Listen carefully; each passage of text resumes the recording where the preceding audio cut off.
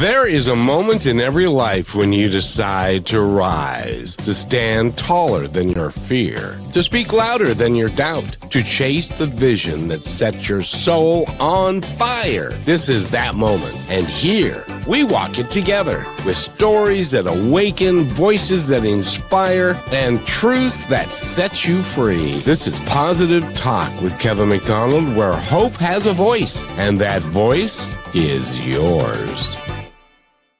And welcome to the show, everybody. I think I said that we've got maybe one of the most unique and wonderful composers, musicians. He's been at Carnegie Hall. It would take us the entire hour to read his resume. And I think Jakub Polaczyk. No, that's wrong. Rochelle? Yes, well, you can pronounce it Jakub or Jacob if it's easier for you. His last name is pronounced Polaczyk, and he's got a website that Kevin's talking about all this cool stuff by his name, which is Jakub or Jacob his last name.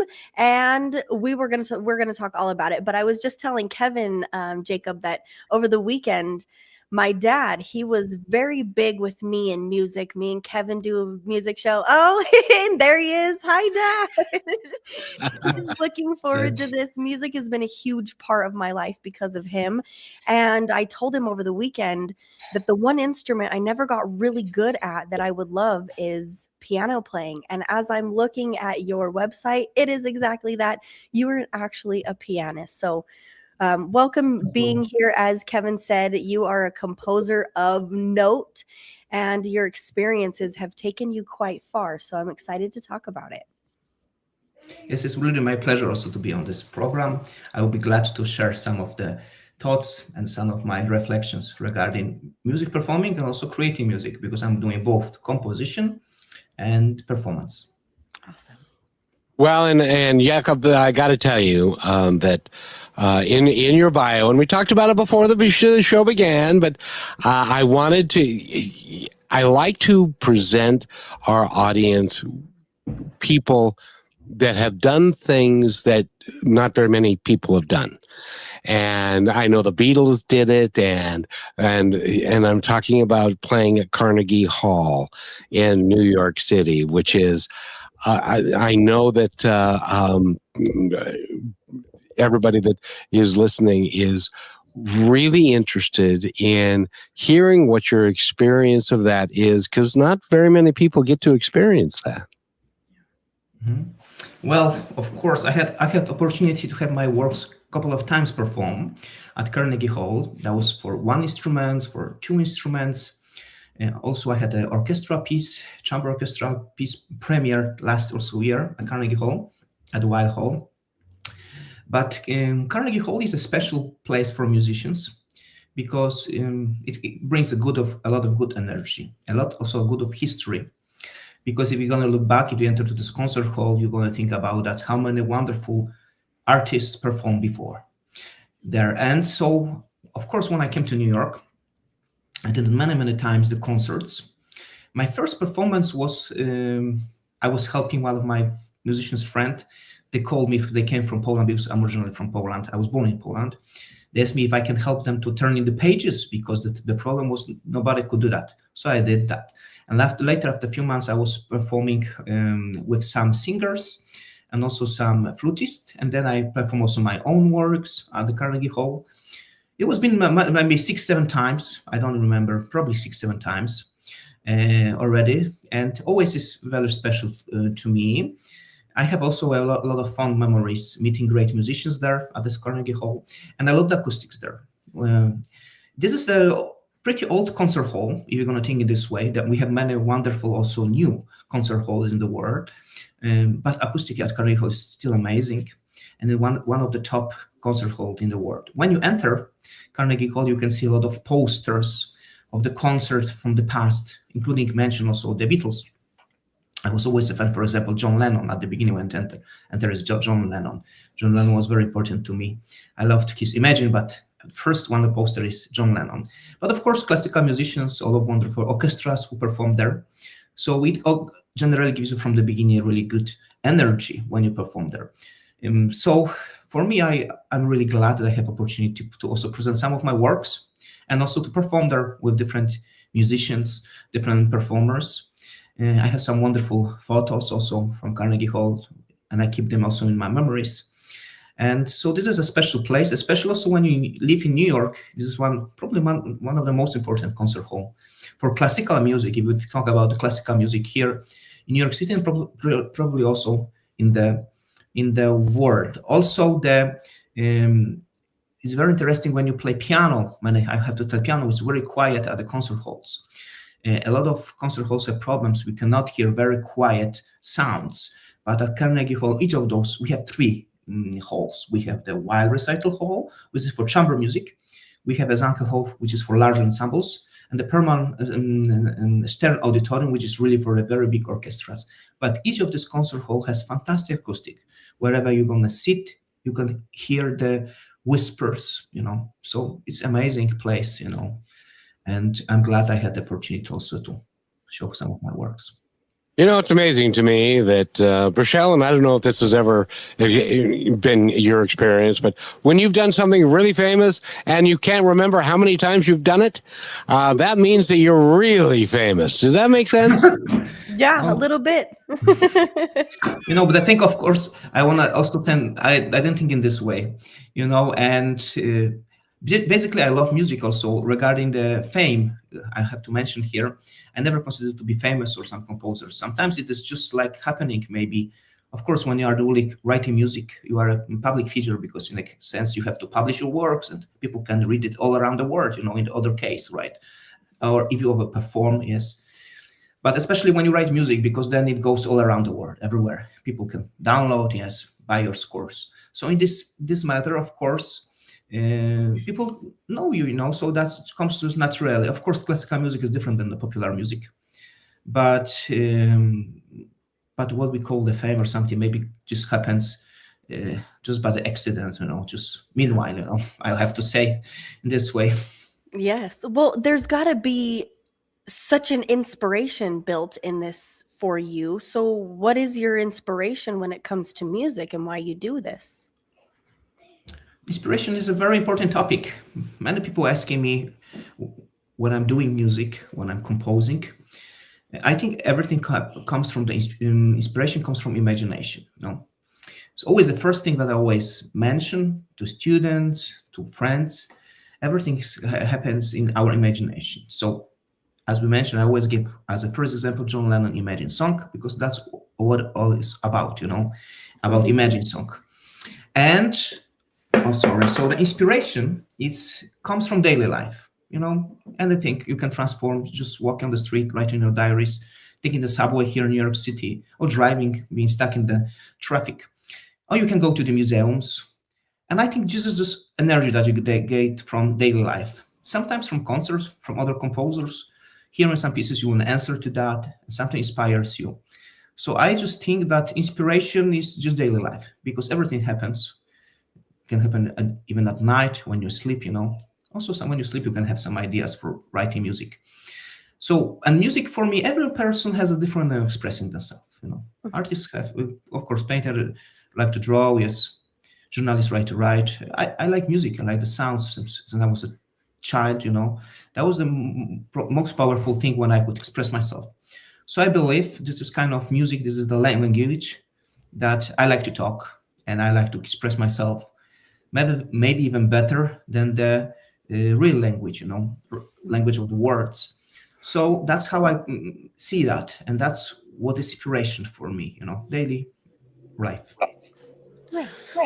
I have to ask you, because I grew up with the Beatles and was a Beatles fan. And so when Paul McCartney did Yesterday and did Let It Be, when John Lennon did all the, A Day in the Life and all the songs that he did, a lot of those things came from their inspiration. And as Paul McCartney says today, some of it, he doesn't even know where it came from. Have you ever written something that you have composed something that you had no idea where it was coming from, but it just came out as being a dynamic and wonderful piece?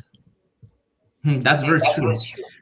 And I have to tell you, I actually love very much what Paul McCartney says. Also regarding the process of composition, I watch a lot of his interviews, and the way how he also thinks about writing music is, I think, is the same as the greatest masters in the history, like Bach, Handel, Mozart, were doing. So it's just happening. He's always aware of the things that might come. He's doing a lot of improvisation on the pianos.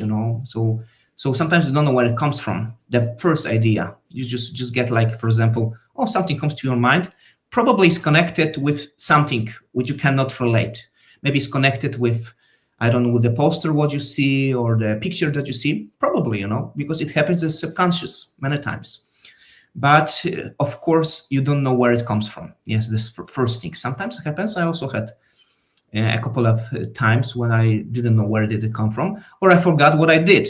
For example, when I'm going back to the scores that I wrote like 20 years ago, even the drafts, I can't read them. I don't know what was that, because that was a long time ago, and I don't remember that. So see, it was just for the particular moment. So, but that's very, very true. And what Paul McCartney says is great. Of course, he's amazing. Well, and one of the things that now he's playing some of his older music again from the 70s and stuff. And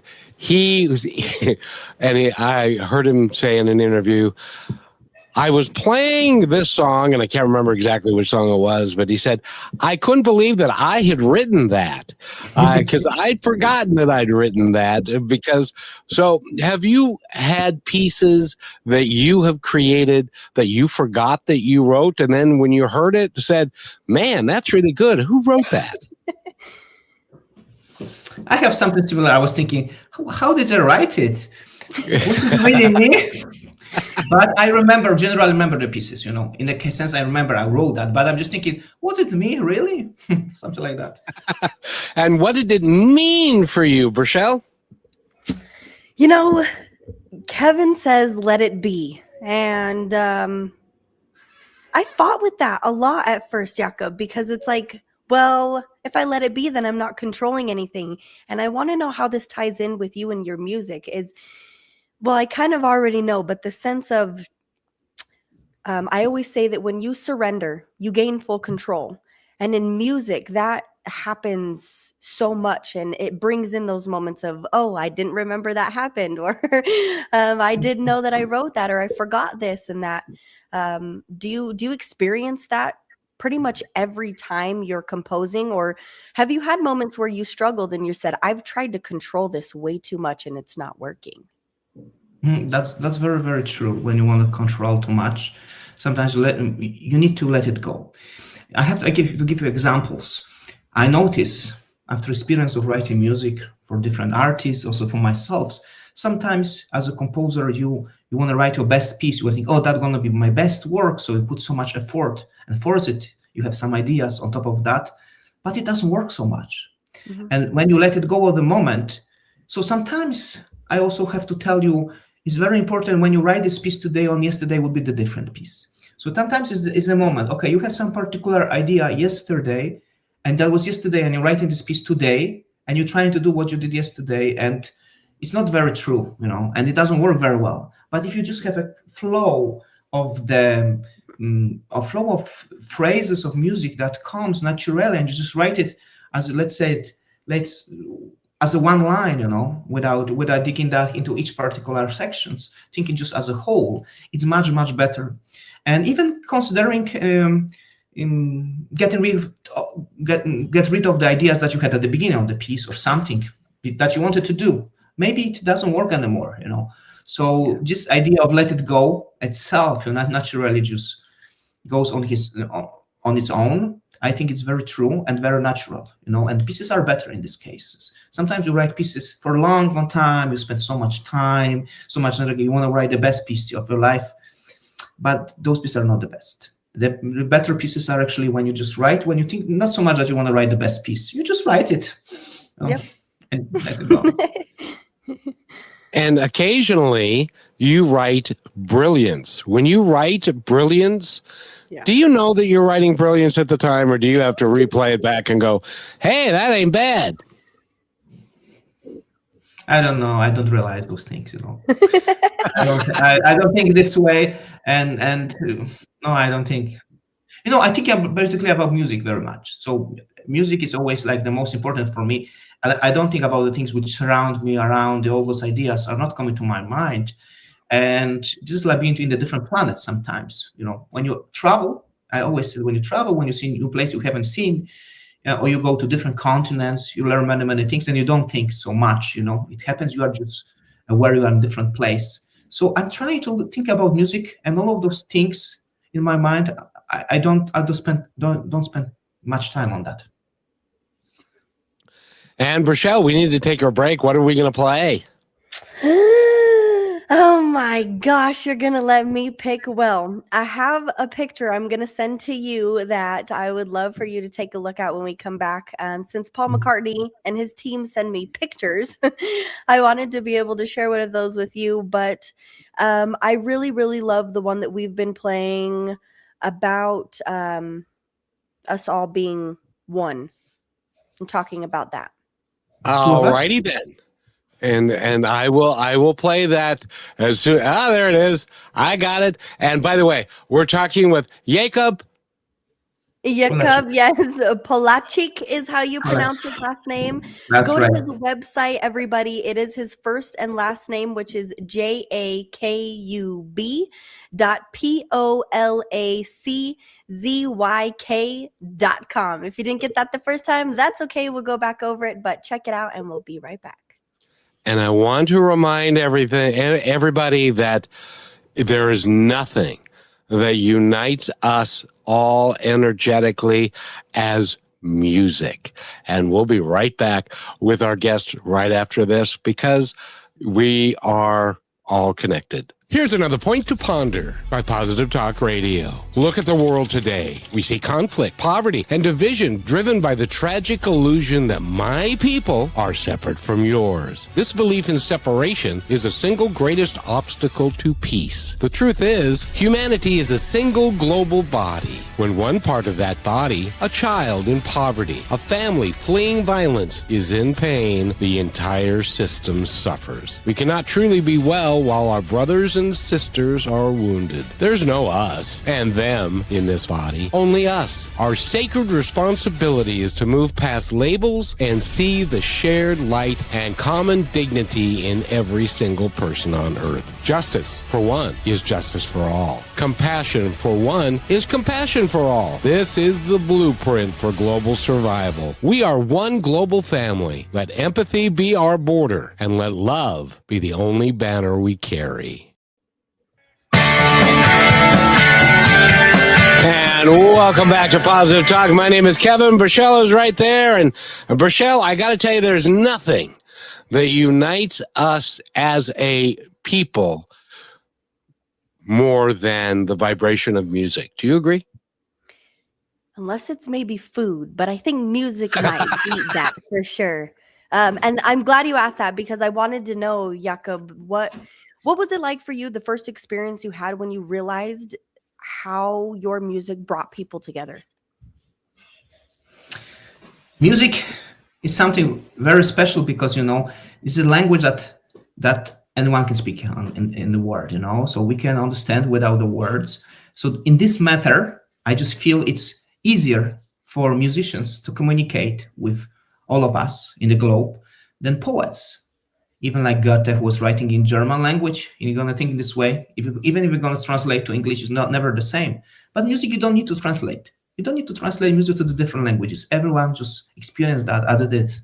So it's a wonderful, very powerful, actually, force of communication and uniting people and not thinking also about, it was a beautiful, very nice video. I really enjoy it about all together people uniting us as a whole, as the one. So that's what I think about it, Well, and it's really is great for me because you, and you can be instructive to our audience because you, if you look at your website, which is his website again, Rochelle, is? Yes, is for everybody to make it simple. Jakub, and his last name is spelled a little funky, but we'll get it down. It is pronounced Polaczyk, and we'll go over it when we come back. Well, and I wanted to say that you've been all over the world.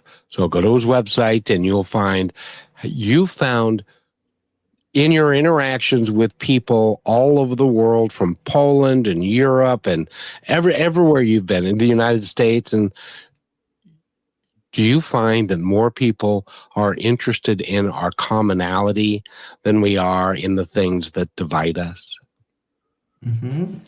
I think there are more common things. Actually, I think there are more common things.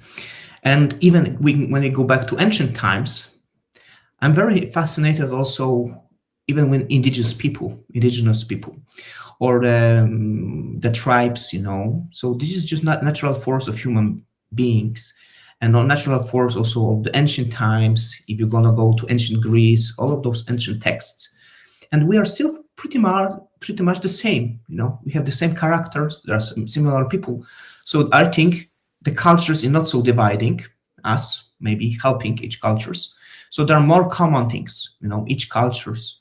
Each nation, and I find it there are differences, but I think those differences just making it actually more interesting.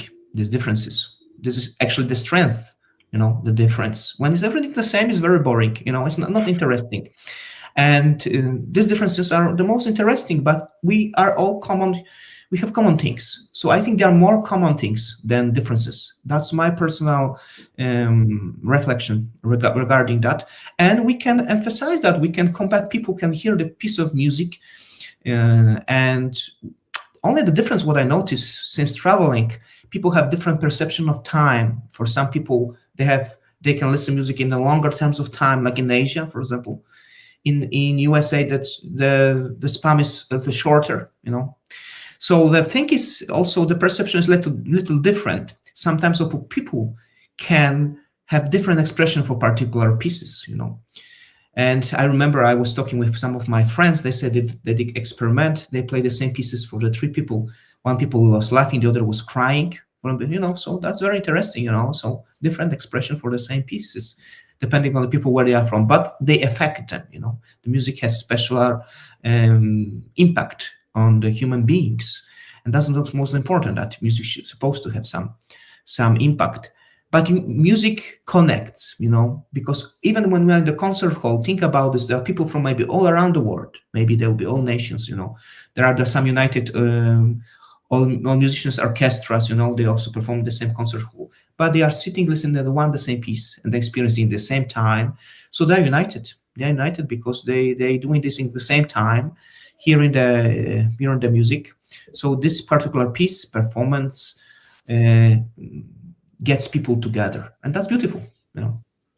Oh, it is. There's only one other thing, and Rochelle said it earlier, and I need to amplify this because, Rochelle, have you ever said to somebody that when somebody says, well, let's go out to eat, what do you want to go eat? Do you ever say something like, oh, let's go have Italian food, or let's go have Vietnamese food, or let's go have, and those are differences, but they bring us together all at the same table, don't they?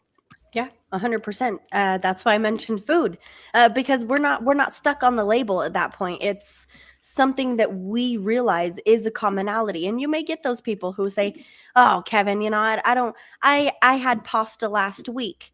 It's not, I don't like pasta. Maybe some people don't like seafood, but it doesn't separate you being able to have the connection that you do, like some other things, if you have that opinion about not liking it. But music is one of those things. And Jakub, I've been raised on all the music all my life. The only things I don't like is probably the screamo music, because you can't understand what they're saying. But there's so much emotion in music, and you just touched on that. And like Kevin, I don't know about you, but when I go out to eat, you're going to see how I'm feeling about what I'm eating on my face. And it's the same thing with music. I mean, I could imagine being the person standing on the stage and seeing all the different types of people, maybe thinking of something different or having a different experience, but doing it in unison. And we do that same thing with food. So that's kind of cool to think about. And Michelle, one thing I want to mention that you mentioned about the taste. every person has a different taste, because some people like this pasta, the other might not. So this is the issue of the taste. Also in music, people might have different tastes. Someone like this one, there are this kind of people and the other kind of people. And but generally, if you're gonna think also regarding the writing for someone, if you're writing for yourself, you might know there'll be some other which is similar to you, So then you are natural for this kind of people. You have maybe someone who has similar tastes, someone who likes, for example, fries, or someone who likes pasta, or particular referring to the music. So there's connection also actually very much regarding the food and the cooking, regarding the composition, the music. So I feel a lot of actually similarities I'm glad you mentioned that. Yeah. Well, what you just said made me think too, is like when we try something new. It's like when you hear a new song or a new type of music, or you try that new kind of food, and how that makes you feel, because it makes you think about yourself. And I'm pretty sure that you can say your music comes from within, right? And also gonna think about the chefs. They have particular sometimes. Some food has particular trademark. You can, for example, notice that this is different than from the other, even the same pasta, right? So it's very individual and has, I have to say it, like footprints. I don't know how we'll call it, but something that is maybe particular for this person, this restaurant, they might have something, ingredients that maybe probably proportion, Yeah. I think with music it's the same. That's why, for example, you hear the music, you would know that's probably Paul McCartney, but you would know that's also Mozart. You would know also that's Chopin. You would know that's Beethoven. So because they use the different proportion of ingredients, the same like in cooking. When you go to this, why sometimes we want to go to the particular restaurant, for the same pasta, and we like to go this one because this is different. It's different proportion, So it's the same like in music, It has the individual taste. That's what also important we are looking for. Yeah. But the interesting thing and I want you to comment on this, is that when you are booked at, say, Carnegie Hall, and your name is out there in front, and so that the people that are coming to see you are familiar with your music, or they've heard the reputation about your music and are real excited about it. What is it like to play? What is the energy like in that concert hall when you're playing your music and everybody is in tune with you? They're maybe moving back and forth, or they're being very quick, and the energy must be just coming, because it's all coming. You're giving your energy out to the audience and they're giving it back to you. What does that feel like? You can feel that. Sometimes it's different when you perform alone, and you can perform for the others, for the concert halls, especially for Carnegie Hall. Carnegie Hall, of course, there will be many people who know you, come to listen to you, support you, and you feel that. You feel their good vibes, in the air. And there are also some people that come in, musical critics, so are coming to listening everything very precisely what you are doing and going to write about this, And they also sending some different vibes. But it's very good to share music with others, because you have this idea that you are performing and you are sharing something for all them, but they respond to that. So you feel their energy. But I particularly, myself, when I do music, even when I perform, I don't think about this, they are them. I know there's good energy, and I don't think about this. I'm thinking about the music itself, That helps a lot regarding the stress or something, when you're just in music, thinking about what's going on. So you don't notice them. You just feel their energy, but you don't notice them. But they send very good energy. When people come buying tickets for concert, generally they have good intentions, They're coming to listen to the music, to support you, and they're coming for you, But not only for you, because when you are performing works by the different not living composers, they're also coming to meet with Mozart, to meet with Tchaikovsky, because the pieces that you are performing. So they are also actually coming for listening those composers who are in the program, So sometimes when it's your music, of course, they come for you, also for your music. But that's very nice exchange, and it's been that for many years, for long it's a nice tradition of these performances. So sometimes there were performances when they perform at home, long time ago in the history of music, just for your friends. So then it was something that you didn't know. Everyone was your friends. That's very different, performing. When you perform for a big concert hall, anyone can come from the street, or someone who just wants to know something, maybe it's his first concert, or maybe a specialist who knows the piece very, very well, who perform it, So there are different kind of audiences, also, and different kind of cultures, backgrounds. But everything, I think it's always very positive. Very, like, we have positive talk. So performances and music is also very positive, brings positive energy, and that's why we do it. Well, and we brought up food, and because I grew up in the restaurant business, I have to tell you that but you didn't have to drag anybody in to have the food that you're serving. They've liked it. Their friends have told them about it. And so they're there because they want a great experience and they want to enjoy the food that your chef and you are offering. So all we have to do is not screw up. When we come back from this break, I want to ask you, because you are an ultra professional, and have you ever been concerned about screwing up when you're on stage and you're creating these works of art that you are? And so we're going to ask that. I want to ask that when we come back from this break. Michelle, would you like to take us to break, my dear? Yes, go to his website, which is jakubpolaczyk.com. I wish I could say that. You'll get it down. It's hard to look at the name and say it at the same time, but I'm getting it down. So Jakub Polaczyk is here with us. His website is JAKUB Jakub.POLACZYK. That's Polaczyk.com. He's got everything there. His homepage, the biography, some news, accolades, and more. So check it out.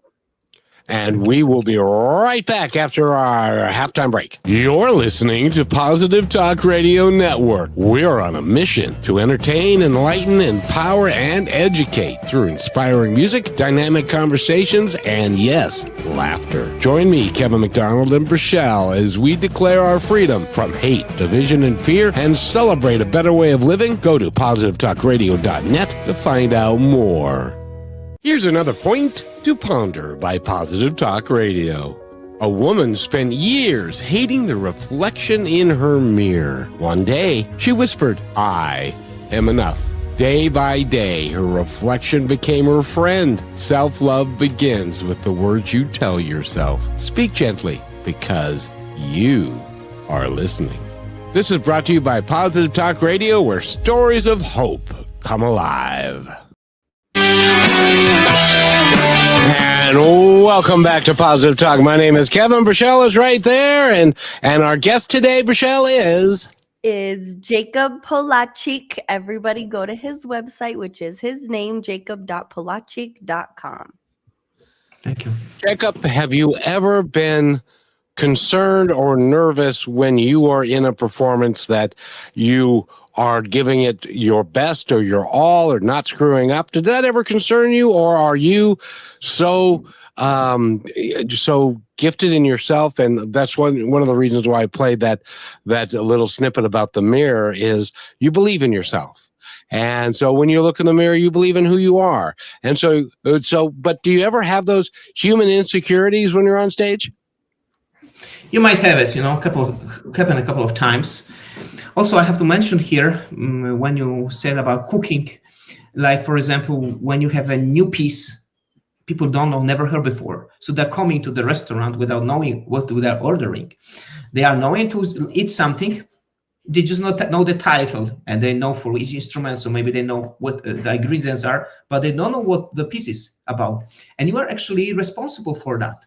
I have to tell you that stress sometimes as a composer, maybe first as a composer, is people expect something from you. For example, I had recently, just last year, a project when I wrote a symphony with medical doctors. And the situation was, there was a fantastic orchestra, but the choir was medical doctors who did not read music for 80%, So I knew what I could not go so far, because if they won't perform it, that would be very disappointing for them, and also the time frames. So I knew what I'm getting to serve for the restaurant in a sense, but I have to be aware also who's going to eat that, the audience.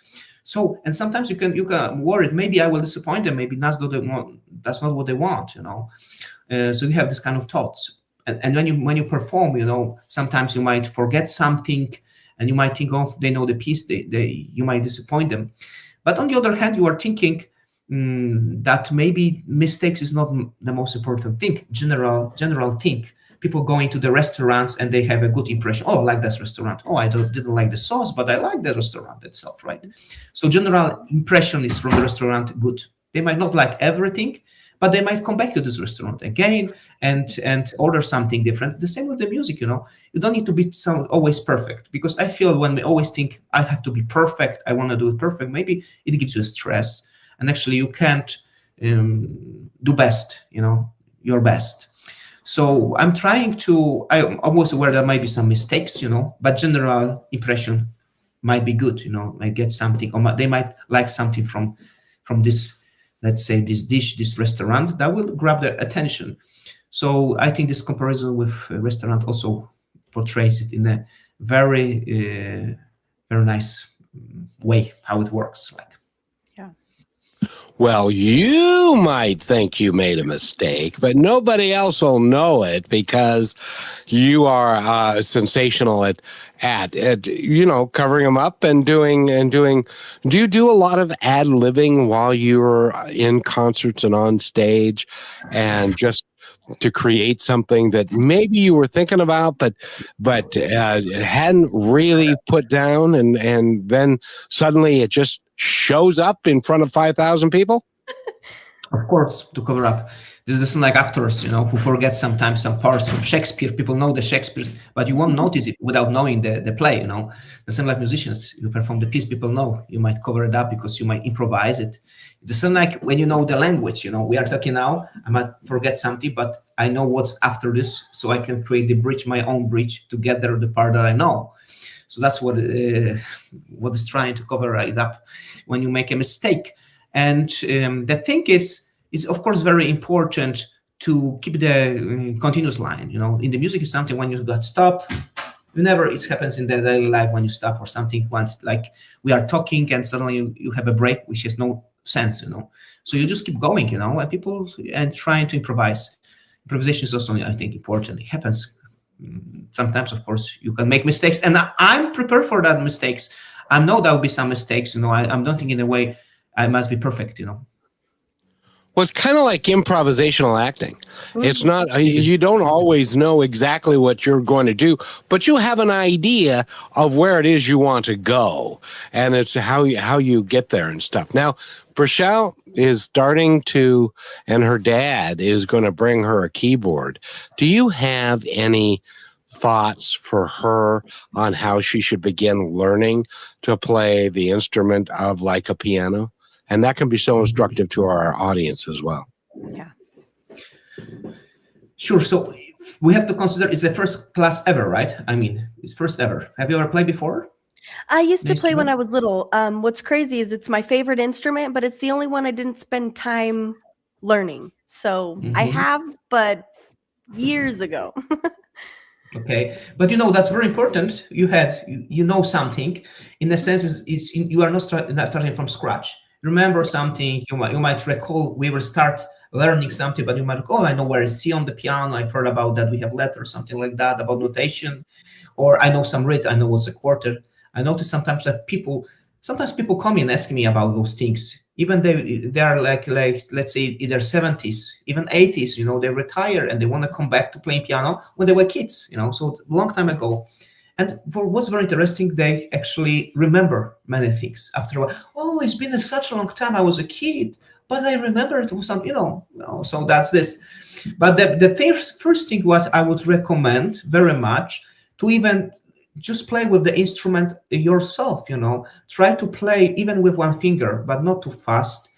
Try to see hear what maybe you can recall some particular sounds. I say to students, when you touch the two neighbor keys on the piano, you will hear that's like a fight or like a mosquitoes, so you might envision that with particular things in daily life. And when you skip one key between the notes, you will hear this as a maybe ambulance sound, something like that. And then when you skip two notes, you're gonna hear that. So it's very good to associate it with hearing because you know many things already. Yeah. And on the instruments, you can find it by yourself. So very good. I would recommend always at the beginning to try by yourself. When you come for the class, it's different. We can learn some songs. We can learn how we name the notes. What is the music notation? Because it took a lot of time to actually notate music. And it is a little complex process, It's like we are talking and we have to write it down, yes, the language. So this is issue of learning notation, but music itself is not notation. So first thing, what I would recommend you is trying by yourself. Also trying that on the piano, you can speak loud, you can speak soft, So you can play particular key loud, or you can play it soft. Chopin was playing the one note for one student in 100 ways. So he pressed the one key and he showed, look, I can press it in 100 ways. The same like we say the word. I can say my name is Jacob. Jacob. It's one word, The same, you can try this. It's very nice to have a connection with the instrument. Because when you have this connection without knowing even something, but improvising, you actually learn the real music, You learn how does it sound. So that's the first thing I recommend you to do. Later, of course, taking some classes, learning notation. Maybe you can create some 3 notes. Maybe you can find 3 notes by yourself and try to memorize them. And later, sometimes I'm saying even for the students when they come in asking me, what are your favorite 3 notes, And I can create piece based on that. So, then we have connection with the music. I can add something, but you started something your own. And you can be very creative on the piano because whatever you invent, it's yours. It's yours. So first is this game with the instrument, Don't think about the way that you have to learn it. There are exercises regarding how we move the fingers, because that's also physical side of the learning the instrument. That of course we are not playing with one finger. How we have 5 fingers right here, 5 left hand, those particular things them each class, but that comes later. But first by yourself, I recommend you to improvise or maybe find a song, for example, even Happy Birthday to You. Try to find these 4 notes on the piano by yourself. Happy birthday to you. This a few notes, and you will find it and you will realize, I have to skip some keys, and you are very happy. Then you can find it, played it high on the piano. It sounds like a birds. And you can go really down and you're going to sound like big elephants, like animals.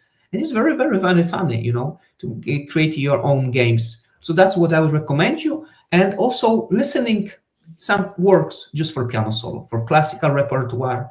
If you like pop music, you can also listen, for example, Elton John, whatever, who uses piano a lot. So also listening can inspire you that you would like to play. Because listening is also going for concerts. Give you we talk about these good vibrations. It's different than hearing the recordings.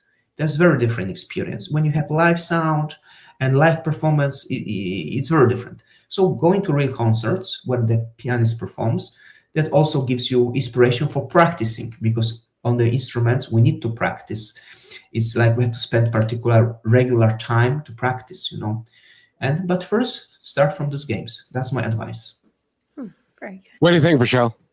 I think it sounds exciting. I think I might have already known what I was doing, but when I was little, I didn't care about, the right or wrong way of doing anything. And it kind of was just, oh, this sounds like that. And that I remember there was a riff, the Star Wars one I learned, and one of the other ones from a scary movie.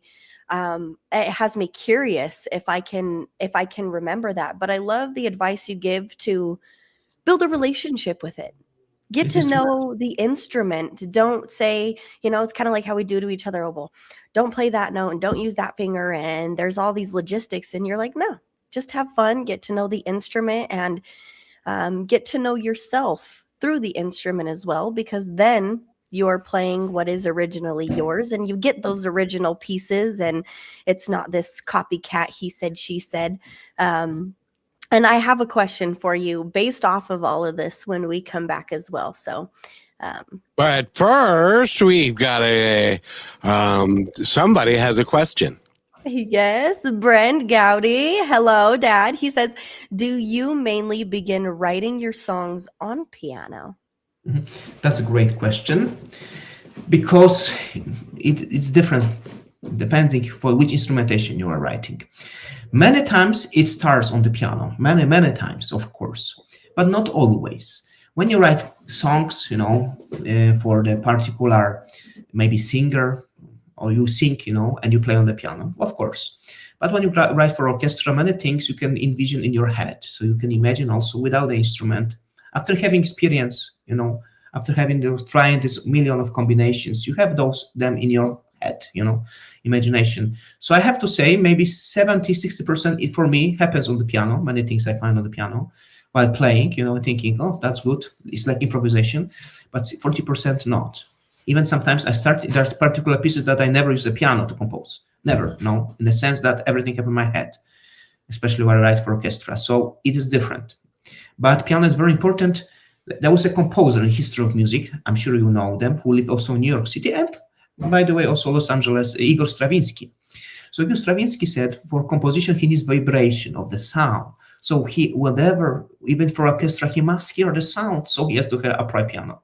But there are particular composers, as even like Ludwig van Beethoven, who was deaf. So of course, he could not use on the piano. Everything happened in his head. So the last 3-4 symphonies completely without the instrument, So just composing in your head. I'm using both ways, But I have to say 60-40. I'm a pianist myself, so I use piano also, but there are many composers who don't play the piano, There are some who play the violin, bassoonists, they're also composers. So both ways are very interesting. But the music how we create on the piano and the music how we create is slightly different. I have to say you can notice that particular ideas coming from the keyboard, the sense we have 10 fingers, and particular ideas are not coming from the keyboard, So this is also the different source of inspiration. But I hope I answer your questions. It's also different for the different composers. For me, 60 and 40%. Interesting. And Jakub, I've got to introduce you to somebody. Well, first of all, I have to introduce you to the ambassador to the Restoring Hope Center, and that would be Burchell. And we have a guest, a gentleman that, and Brent says, yes, and thank you. And Samuel is with us, and he says to the ambassador, go ahead, Burchell. We both are. Hello, Samuel. He Hello. says, congratulations. Greeting, Brother Kevin, Sister Burchell, and guest Jakub Polaczyk. Watching you live from Kaiberia Restoring Hope Center, based in the slums of Nairobi, Kenya. God bless you, team. God bless you, Samuel. God Thank bless you you for being too. here. God bless you too. Thank you for this note. They probably have really cool music over there, Kevin. I'm pretty sure it's drum heavy, but I have no idea. I haven't been there yet. Me neither. I've never been to Africa. I would love to go someday. Yes. And I was always dreaming, but never been to Africa. Well, someday. That's going to happen. That's going to happen. And by the way, you were talking about learning how to play the piano, and I'm going back now to 1970 or 71. When I was just a wee little lass, and Paul McCartney, who had left the Beatles at that point, and he said, I want to create a band. And he asked his wife, Linda, would you like to be in the band? And she said, I don't play anything. So he took her over to the piano and he showed her middle C, and everything started from that. Is that a good way to teach somebody how to begin learning how to practice and to play, is to start with middle C? Of course. You have to have starting point, It doesn't need to be middle C. It might be A, A, B, C. It might be D, but you at least have something, that you start, It's like learning the alphabet A, B, C, D, F, G. You can say, oh, that's C. After C, we have D. But before C, we have B and A, right? So I think, of course, it's a good way to start from middle C. You have to start from something. So it's, of course, also a good way. Oh, very good. And some of our and Mr. Gowdy said Samuel, and so we and I, Jacob, I just have to tell you that we are so blessed because we're developing a worldwide group of people who are interested in positivity like you are, and the things that you do are just phenomenal, aren't they, Rochelle? Yeah, 100%. Jakub, you've got my mind going like 100 miles an hour because I know that Kevin said, what do you think, Berchelle? And we talked about the piano, but the more that I am in tune with it, a lot of times it'll just be randomly, right? In the store, cleaning my house, doing whatever I'm doing, I'll start humming and the words come. And I've realized in what you've been saying in myself that it's not the words that actually come first. It is the melody. It is the harmony. And if I have that already going on in my head and I have that keyboard, I can literally create what I'm hearing in my head. So I'm very excited to do that. You might also, I give you some little advice. You might record it because you might forget it. So when you play it, just do recording, press the button and keep it. Okay. Yeah, that's a good idea. Partially because I sing songs all the time that are so great and I never remember them. But I had to ask you this, and it's because I was a figure skater for a really long time. And now that we have the Olympics going on, everybody's asking me and telling me, do you see this? This could have been you, all these things. And I've thought to myself, what was my favorite part of skating, right? Because you've got to set it up. You have to have the idea, then you have to make the idea real, then you have to practice it, then you have to put it into motion to perform, then you do the performance, and then you get that moment of stepping back and seeing the finalized product all being done. And I had somebody ask me, what was your favorite part of skating? And although I made the most mistakes while I was practicing actually was my favorite thing. It wasn't the performance of it. So through everything you go through of getting the idea and then standing back at the end, what is your favorite part of the whole thing? That's a great question. Hey, maybe the road is the most important. You are getting someone, and the road, and the way is very, very important. But you mentioned this figure skating. My wife is a huge fan. We're watching now. My wife loves figure skating. She also plays not personally on the violin, but she's an architect. So we also had a lot of discussion regarding the connection between sport and figure skating and art. But for you, as you mentioned, when you work so hard, because it's also very demanding, of course. So you see the way to get to the destinations, your aim goal takes a lot of effort, a lot of time, and it's very tiring, But you always have some aim where you are going to. So where it's going to. You are not doing without a purpose. Yeah. So maybe this way, with knowing destination, I'm traveling from New York to LA, have to travel for so many days. The long is very, very way, but you learn many things on this way. You meet people, you meet other places, right? So I think the road itself is very beautiful. When you get there, later you can win the gold or something, but this time when you spend on actually developing yourself and your skills, it's also beautiful. We only see the final result many times. We see, they have this 1 minute, 2 minutes as a figure skaters, or they go to Chopin competition, they perform for 10 minutes, right? And it's been all their life, and the way itself is just the most important thing. Maybe it's 99%, this is just 1%. So we have to be also in love of this, love what you are doing this way. There's something. I think it's the same. Yes. My body would have fought me for that one. Like, why can't you just stop? I'm like, no, we're going to land this jump. Persistence is very important.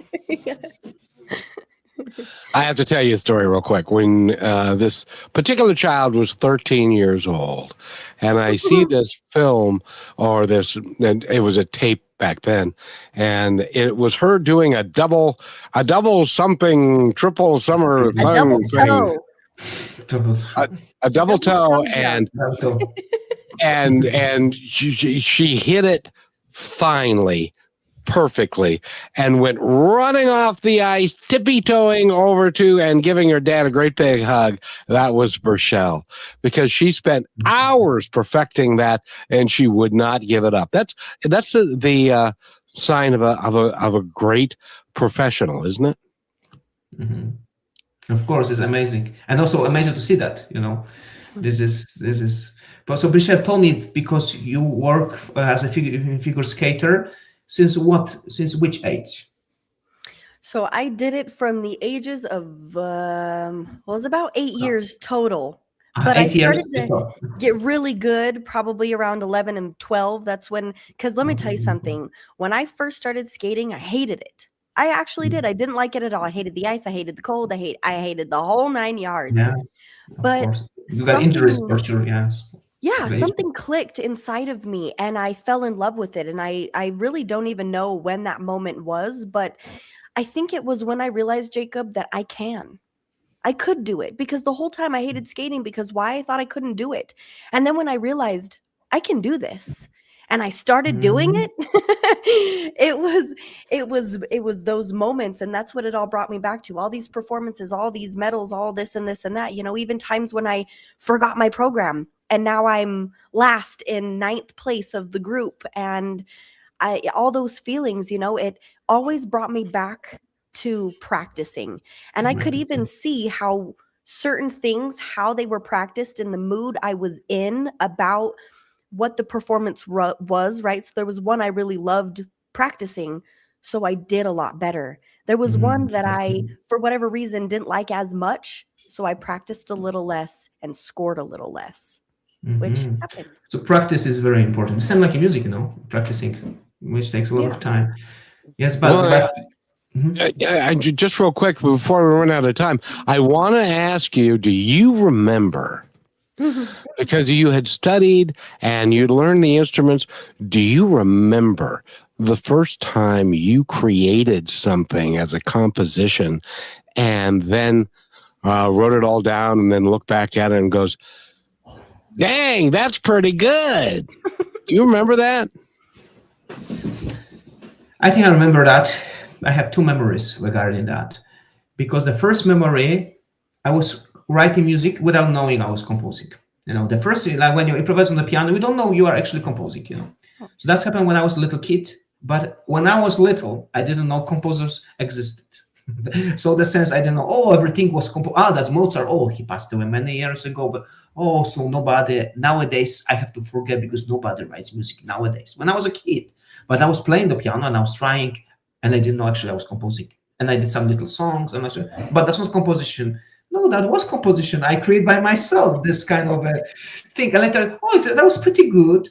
Maybe they're also composers, because I also have some ideas. And as my teacher, he said, basically not so many composers nowadays, but always there are some composers. So, and that was something that I really liked. I was whistling, and I was thinking, that's pretty good. And the things were, after years, I remember I was going back, it wasn't that good. And the things that I was thinking maybe that were not so good, they were actually much better. So I didn't have my own taste, what to choose that time. But my first notated composition, I remember very clear. That was the piece for the competition. So I would tell it was very, very nice to write some pieces for the school competition. So I notated my first work when I was 18 years old, so I was pretty late. But I notated for my brother piece, and he won the competition. And I was pretty glad from this piece. And I thought, let's say that I was rather satisfied from that work, So that's maybe the first memory I remember, that, let's say, I composed my first piece, even before I did small pieces, but I was unhappy with that.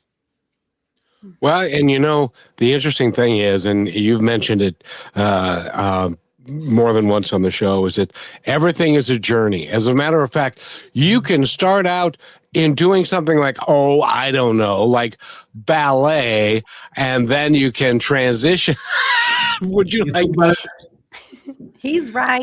I did take 2 years of ballet. But there is those things that we don't even know they're setting us up. And once we get to that point, we realize how maybe it helps us for sure. But each of this kind of experience can help each other. Being a conductor, pianist, composer, you might be better conductor when you are a pianist, So everything helps. The same with the ballet and the skating. So thank you for this note. That is so true. And by the way, Rochelle, if we want to reach Jacob, how do we do it? Well, I'm going to let him tell us to close out the show. Jacob, please do tell us all the ways to find you and your work, to get a hold of you and do some classes, and then also anything on your mind you'd like to leave us with as a thought.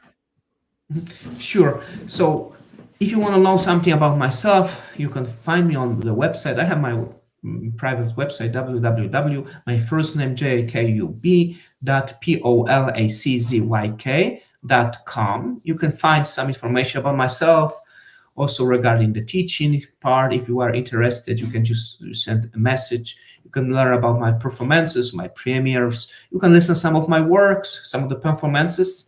And on this website, you will have the links for my publishers. I have a few publishers on my works. I have the domain. When you go to these links, you can see some of my works, and you can hear some examples, or like a universal edition or bubble scores in France. Or you can also find me on SoundCloud. There's also a link when you can hear some of my works.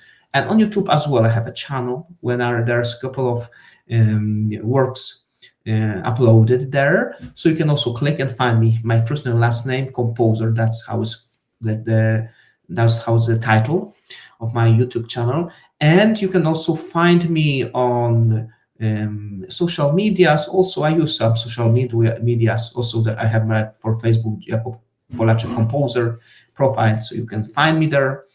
And I use also Instagram, but not so much. And also, I don't use TikTok. So basically, maybe let's say this Facebook. Sometimes I'm letting you know about some concerts. And regarding also upcoming performances, maybe if you are in New York City, I will have a performance this Friday. This one of my friend singer, actually, I hope she'll come back to New York. We have a horrible blizzard, snow blizzard, and all the flights are canceled. She's coming back from Japan, and we are going to have a concert Friday when we will perform my very piece that I composed 12 years ago for the John Cage 100 years anniversary, which was a New York-based composer, friend of Yoko Ono and John Lennon, because Yoko Ono was a very avant-garde artist of this time, and the 433 piece by John Cage was dedicated to Yoko Ono. And I have a piece about imagination where there's a little bit quote from Imagine by John Lennon. So for John Cage here, I wrote it where there is also the Borges the things that have never happened, translating to English. We'll do that at the Vienna here in New York City, Manhattan, performing at the New York Composer Circle concert. It would be an American premiere. This piece was performed only in Poland, but never in New York, so it's very special to me. And the singer, Asako Tamura, she was singing with Pavarotti, Carreras, and Domingo when they were coming to Japan. So she's a very professional, I have to say, very professional opera singer. I'm very glad to be performing with her. And my next concert I will have also in April. And in May, I'm going probably to Budapest when my piece will represent Poland, USA for choir. There's international music days. So I might go also to Europe in May. But that's for now. It was really my pleasure to talk to you, answer the questions, and really glad to be part also of your show. Thank you very much. Well, and congratulations, Jacob. Oh my gosh. Yeah, and you're not going to get out of this with a one-time shot. We want you to come back because you just said a whole bunch of names that we need to talk about next time you're here because you are more famous. But before we go, the ambassador for the Restoring Hope Center will say this.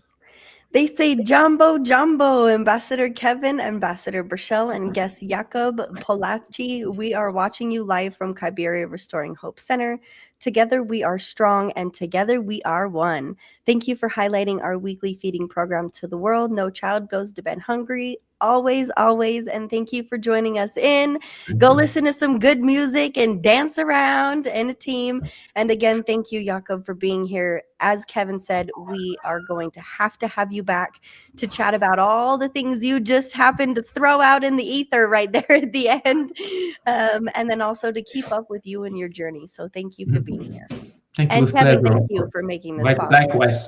Likewise with pleasure. Thank you very, very much for that. And I hope everybody has a great day. We're going to be back in about 20 minutes with another episode. So stay with us, everybody. Thank you for being part of Positive Talk with Kevin McDonald, where stories inspire and voices remind us of what truly matters. May today's conversation give you hope, courage, and a reason to keep moving forward. And just remember, till next time, be kind to one another because each other's all we've got.